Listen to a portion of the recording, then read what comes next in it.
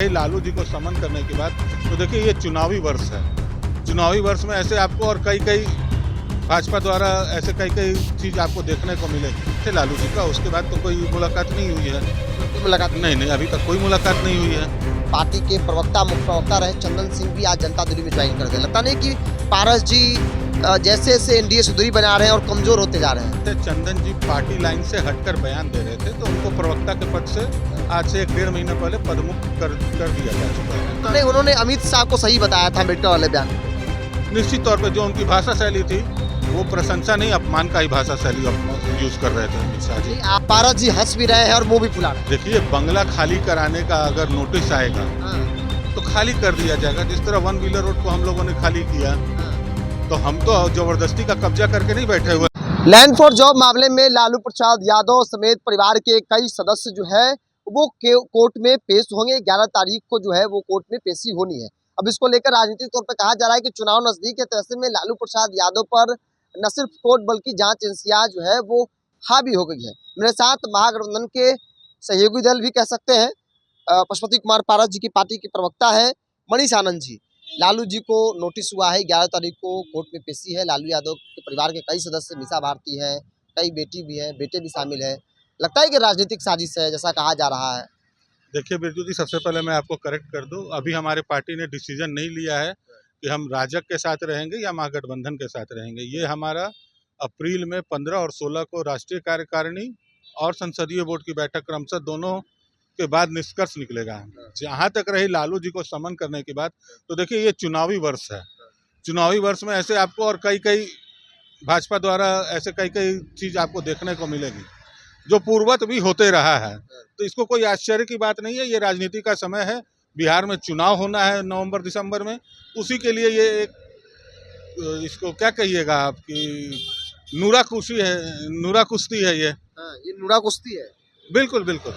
लालू यादव से आपके नेता की मुलाकात भी हुई और आपने कहा कि भाई अभी आधिकारिक तौर पर फैसला नहीं लिया गया है, लेकिन नजदीकियां बता रही है कि सब कुछ बातचीत हो गया है, बस आधिकारिक तौर पर ऐलान होना बाकी है। देखिए लालू जी हमारे यहाँ चूड़ा दही के कार्यक्रम में आए थे। यह बिहार का पारंपरिक पर्व है, इसको हम लोग हमेशा से मनाते रहे। उसके बाद आप लोग भी गए थे वहाँ पे लालू जी के यहाँ? नहीं, लालू जी के हम लोग कहाँ गए हैं। नेता आपके गए थे? वो कुशल क्षेम पूछने के लिए गए थे लालू जी का। उसके बाद तो कोई मुलाकात नहीं हुई है। उसके बाद कोई मुलाकात नहीं, अभी तक कोई मुलाकात नहीं हुई है। एक देखा जाए जब से आप लोग एनडीए से बाहर होने का फैसला लिए हैं, जो तेवर दिख रहा है, पार्टी को एक के बाद एक बड़ा झटका लग रहा है। कई बड़े नेताओं ने साथ छोड़ दिया।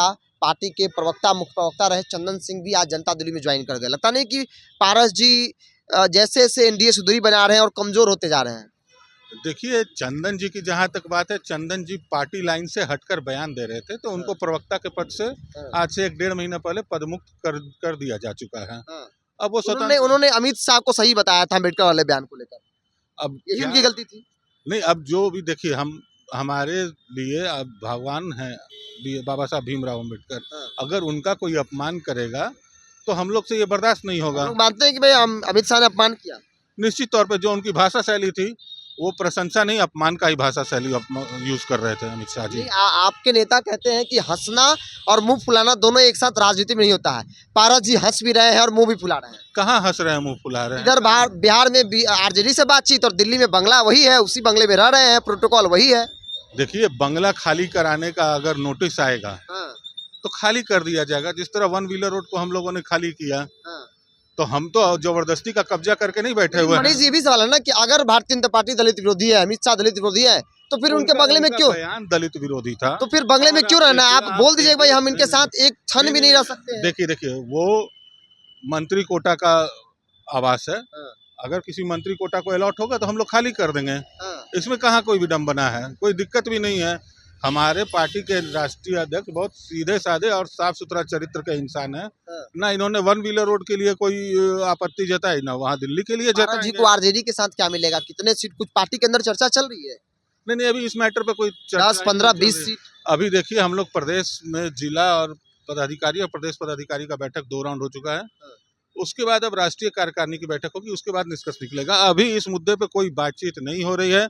हम लोग 243 सीटों पर चिन्हित कर रहे हैं कि हम कहाँ ज्यादा अच्छा फाइट दे सकते हैं और हम कहाँ वो सीट निकाल सकते हैं। अभी इस पे गहरी मंथन चल रही है। गहरी मंथन चल रही है कि भाई किनके साथ जाएंगे, लेकिन राजनीतिक तौर पर अगर एक नेता दूसरे नेता से मिले, बड़े नेताओं की मुलाकात होती है तो उसके राजनीतिक मायने होते हैं, और वही तब जब चुनावी वर्ष, और ऐसे में लालू प्रसाद यादव पशुपति कुमार पारस की मुलाकात कई बड़े सवालों को खड़ा किया, और उसके बाद जो तेवर पशुपति कुमार पारस का दिखा, ऐसा कहा गया कि पशुपति कुमार पारस ने तय कर लिया है कि अब एनडीए के साथ नहीं बल्कि लालू यादव के साथ जो है वो आगे की राजनीति करेंगे। बहरहाल इस पूरी ही बहुत बहुत धन्यवाद।